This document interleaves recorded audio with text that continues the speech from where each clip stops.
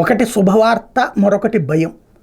ఏంటంటే ఇప్పుడు క్రమంగా ఇదివరకటి రోజుల్లో టోల్ గేట్ అంటే అందరం అక్కడ ఆగి డబ్బులు కట్టి చిల్లర తీసుకుని ఆ తర్వాత ముందుకెళ్ళేటప్పటికి గంటలు గంటలు సమయం పట్టేది. దాన్ని పరిష్కరించడం కోసం అని చెప్పేసి, ఎందుకంటే కాస్త ఒకేసారి కొంచెం ట్రాఫిక్ ఎక్కువ ఉందంటే కనుక వాటి దగ్గరే క్యూ లైన్లో ఉండాల్సినటువంటి పరిస్థితులు వచ్చాయి. దాన్ని సరిచేయడం కోసం అని చెప్పేసి ఫాస్ట్ ట్యాగ్ పెట్టారు. అలా ముందుకెళ్తే ఆటోమేటిక్గా దానంతటా అదే ఆన్ అయ్యేటట్టు. అందులో మళ్ళీ ఎమర్జెన్సీ ఫాస్ట్ ట్యాగ్ కూడా, అంటే డైరెక్ట్గా అలా వెళ్ళిపోతూ ఉండేటటువంటి స్పీడ్ కూడా పెట్టారు. కానీ ఆశించినంతగా ప్రయోజనం జరగలేదు. కాకపోతే గతంతో పోల్చుకుంటే స్పీడ్ కొంచెం పెరిగింది కాదు, చాలా పెరిగింది.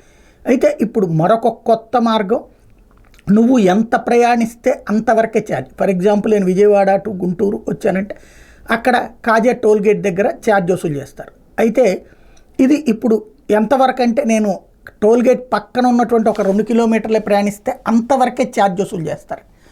లేదా అటు పక్కన 2 కిలోమీటర్ల వరకు అయితే అక్కడ 2 కిలోమీటర్ల వరకే ఛార్జ్ వసూలు చేస్తారట. ఈ కొత్త విధానం మాటలకి బాగుంది, చేతలలో ఎలా ఉంటుందో తెలియదు. అయితే ఒక కాన్సెప్ట్ మంచిది నిర్ణయం తీసుకున్నది ఏంటంటే, కేంద్ర ప్రభుత్వం తాజాగా ఒక గెజిట్ నోటిఫై చేసింది.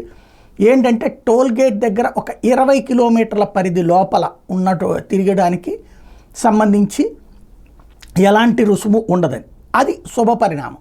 ఎందుకంటే ఆ చుట్టుపక్కల ఉన్నటువంటి పల్లెల వాళ్ళు తిప్పలు పడుతున్నటువంటి పరిస్థితి. అయితే దీనికోసం ఒక ప్రత్యేక యంత్ర సామాగ్రిని ఏర్పాటు చేసుకోవాలి వెహికల్స్లో. అది అదేవిధంగా టోల్ గేట్స్ కూడా దానికి అనుగుణంగా అప్డేట్ అవ్వాలి. ఏంటంటే వెహికల్స్లో గ్లోబల్ నావిగేషన్ శాటిలైట్ సిస్టమ్ని అమర్చుకున్న ప్రైవేట్ వాహనాలకి ఇది వర్తిస్తుంది. అయితే దాన్ని అసెస్ చేయగలిగినటువంటిది అక్కడ ఉన్నటువంటి టోల్ గేట్లకు కూడా ఉండాలి.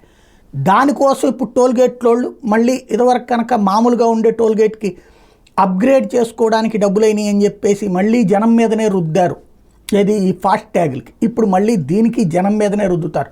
దాంతో మళ్ళీ టోల్ ఛార్జీలు, మొన్ననే పెరిగిన టోల్ ఛార్జీలు మళ్ళీ బాధేటటువంటి అవకాశం ఉంది.